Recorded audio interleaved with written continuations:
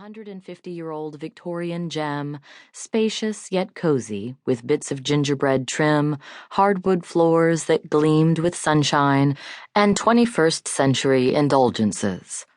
It was located at the far edge of Farberville, with a stream, a meadow dotted with wildflowers, and an apple orchard.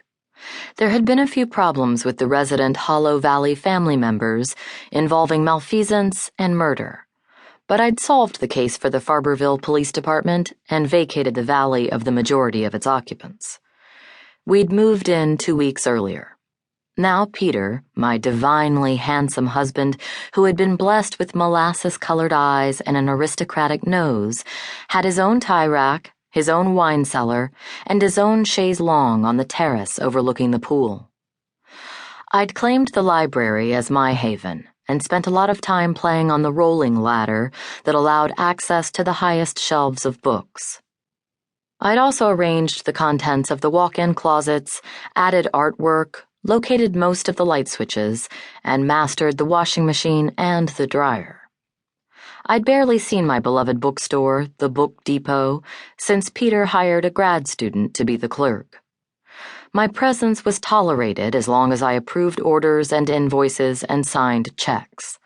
Lingering was not encouraged. After a few days of reading poetry in the meadow, I felt the need to do something of importance. It was too early to make cider, and the idea of knitting made me queasy. Thus I had decided to master the art of French cooking. My boeuf bourguignon had been a success, as had the coq au vin. The terrine de filet de sole had been less so. My soufflé au chocolat had sunk. My petite crêpe au doux fromage had been met with derision. C'est la vie. Yes, you may have a party, I said as I attempted to separate an egg. You handle the food, unless you want to serve tapenade noire and mousse de saumon. How do you say yuck in French? Caron was too busy texting to wait for a response. Do you care how many people I invite? I picked up another egg. I suppose not, as long as you clean up afterward. I don't see what's so easy about aioli. Is there a utensil to crush the garlic? What's wrong with garlic powder? Oh no! She shrieked so loudly that my hand clutched the egg with excessive force. I can't believe this! I've already sent 30 evites. Everybody's going to think I'm an idiot. I held my hand under the tap and let the gloppy mess drip down the drain. What's wrong? Did Rhonda decline?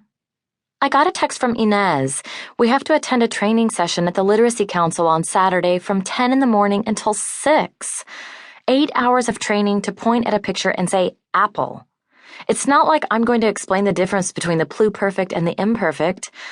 I don't care, so why should they? You can always be an aromatherapist.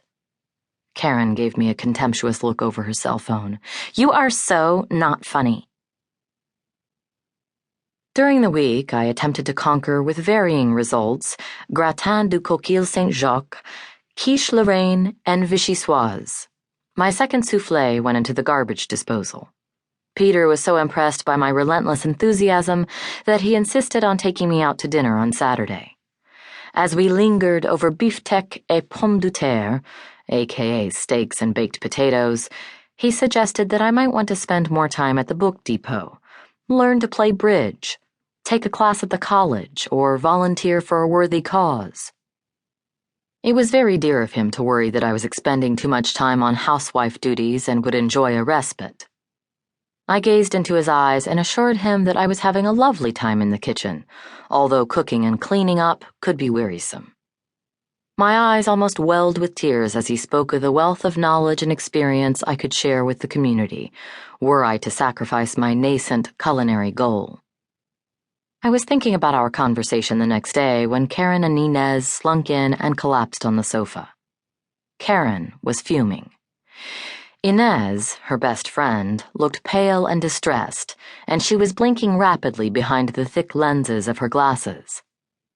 I wiped my damp hands on a dish towel and joined them. Problems at the Literacy Council yesterday? I asked. Yeah, Caron muttered. The training session was interminable. The teacher basically read aloud from the manual while we followed along like we were illiterate.